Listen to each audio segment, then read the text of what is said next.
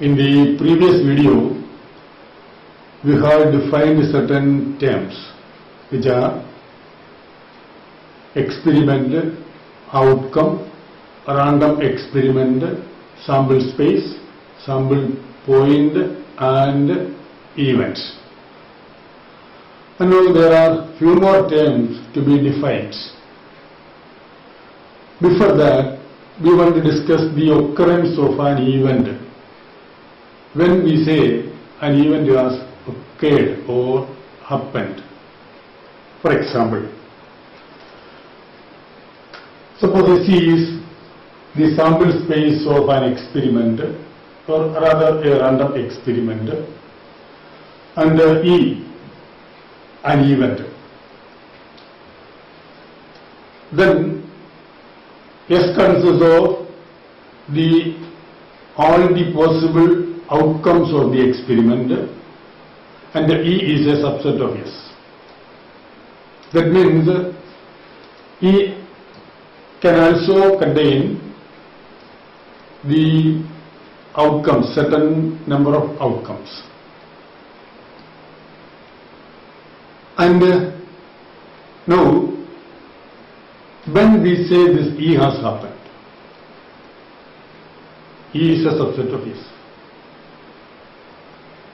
In the experiment, if the result is one among the elements of this E, we say this E has happened or E is okay. For example, suppose the experiment is throwing a die. Then S consists of this 1, 2, 3, 4, 5 and 6. And suppose E is the event of getting an odd number. E getting an odd number. Therefore, E equal to this 1, 3, 5. Now, suppose we throw the die. If 1 turns upwards, then 1 is element of this E, we say E has happened. E happened.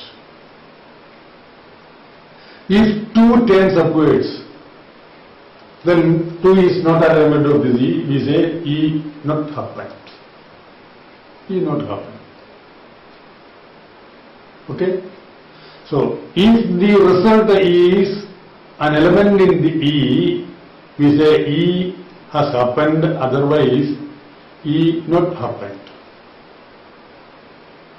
Now, again, suppose this E1 is this 1, 3, 5 and E2, another event, say number less than 4, number less than 4.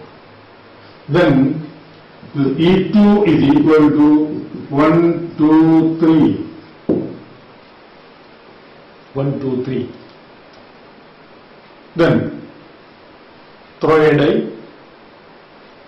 If we get the number 1, we say E2 has happened. In that case, we also say E1 happened. That is, E1 happened, E2 happened, both happened. At the same time, this events can happen. E1 happened and E2 happened. E1 and E2 happened, both happened. And suppose the number turning upwards is 2. Then 2 is an element of this E2 and we say this E2 has happened but E1 not happened. E2 occurred, E1 not occurred. And suppose the number obtained is 6. The number occurred is 6 in the experiment.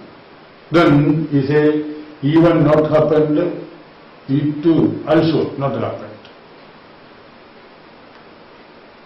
Okay, so this is the case of the happening or occurrence or non-occurrence of events. Okay, so with this in mind, we may come to define the next term.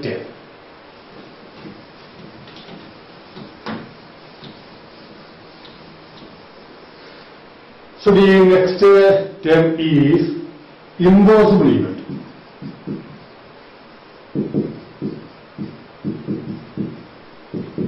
Impossible event. An event is said to be an impossible event if it is impossible to occur that event. It is impossible. You repeat the experiment any number of times, then it is impossible to occur that event. Not possible to occur that event. Such an event is said to be an impossible event. For example, consider the sample space of the throwing of a die. Then S is 1, 2, 3, 4, 5 and 6. Let's say P1 be an event of getting a number less than 1. Even be the event of getting a number less than 1, then it is an impossible event, because if we repeat any number of times the experiment, we cannot get a number less than 1. The outcomes are 1, 2, 3, 4, 5 and 6. We cannot get a number less than 1. Thus, this is an impossible event. And suppose this E2,